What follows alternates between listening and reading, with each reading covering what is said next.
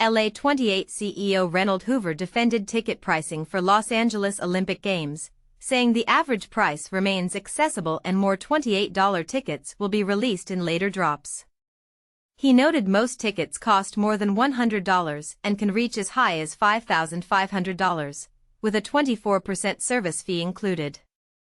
Hoover claimed the average ticket price is under $200 and asserted affordable pricing is necessary to fund the games and avoid potential taxpayer costs if the event isn't delivered within budget.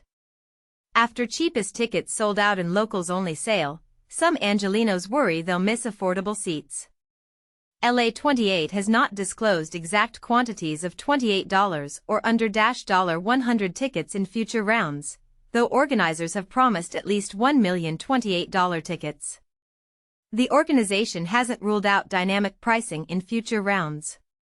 In addition to tickets, Hoover said about 60,000 volunteers are needed, with 250,000 people, including 50,000 locals, already signed up today.